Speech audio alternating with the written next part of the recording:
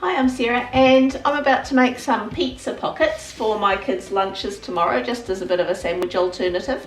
Now, normally when I'm making a pizza, I will use 2-ingredient dough. When I refer to that, I'm talking about self-raising flour and Greek yogurt. Those two things together make a beautiful pizza base.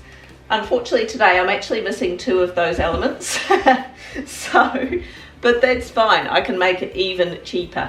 Basically, self-raising flour is just, you can replace it with a cup of flour and about a teaspoon of baking powder for each cup of flour. So I'm going to use that. 2 cups of flour, 2 teaspoons of baking powder. And for the liquid element, I've been a bit slack about yogurt making this week, so I don't have yogurt. If you do, just a note, if you do make your own Greek yogurt and you have whey left over, you can also use the whey as the liquid element in this. Failing any of that, you can use the good old free stuff out of the tap. So I'm just going to add 1 cup of water. You want to add half as much liquid as flour that you put in there. And the dough is that simple. Just give that a good mix up.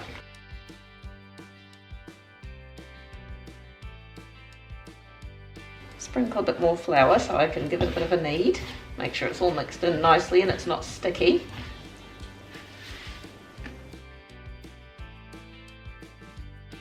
So I'm going to roll that out. So you've got to bear in mind that because it's not a pizza, it's a pizza pocket, you'll essentially, it's essentially like a pizza sandwich, I suppose. You're going to end up with base on top and base on the bottom. So you probably want to roll it out a bit thinner, if you can, than you normally would for a pizza. So I've rolled that out reasonably thin. It's probably about 5 millimeters, but you know, it depends, personal taste as well. You want some sauce. This is just some stuff that I've made myself, but use Dolmio or whatever.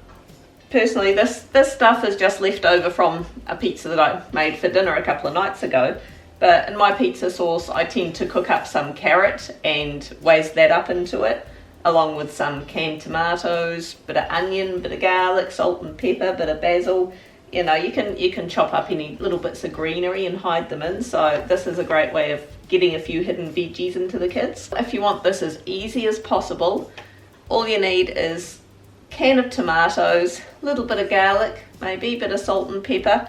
Whiz it up with a stick blender and that'll do. I'm just going to spread this out along the bottom, leaving a bit of an edge, because of course we'll want to, as I say, we'll want to sandwich these together. There we go. I like to put the sauce on nice and thick, give it lots of flavour. So then you want to add your fillings. So whatever you would normally put in there that you know your kids will eat. You know, cheese is a bit of a must. Ham, onions, maybe tomato. I'm going to add, I've actually got some, I got some little spicy sausages from the Heller's Factory shop. I'm going to put a bit of capsicum, a bit of spring onion and some cheese. I love sped up footage because it makes me look like I can chop so much more coordinatedly than what I actually do. Yeah, I know cheese is not exactly a budget thing, but it just makes everything yummy. Sometimes I try and skimp on it, but not so much on pizza. Make a sandwich. I hope it didn't stick to the bench too much.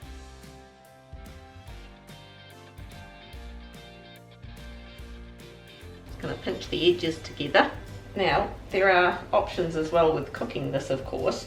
You could cook it just in one big thing like that and then chop it up. But of course you kind of want them to be in enclosed little packages if they are for lunchbox purposes. I should have done this on a chopping board. Why I didn't, I don't know. I'm just going to use the back end of a knife so I don't go marking my bench. Sticky, just grab a bit of flour if it gets a bit sticky. Just going to lift that up, put it on the tray, and I'm just going to pinch these edges together so the filling kind of stays in. You always get a little bit of spillage out, but that's kind of yummy stuff. You know when cheese starts spilling out of like a toasty or something, you know, that's the best bit, breaking the cheese off them. If you really want it to be nice and neat, what you can do, of course, is just put the filling in lumps and leave a gap in between. And of course you could do these in like little mini versions. Just put the filling on in like little tablespoons or something and just enclose the dough around them. It's a pretty simple idea really, but the kids love it. So I'm going to pop them in the oven at 200 degrees Celsius for about 25-30 minutes. Just have a check, it depends on your oven. Have a check after 20 minutes. If they're getting a bit brown, you might just want to turn it down to about 180 or so for a bit, and they should be cooked through nicely, so we'll report back.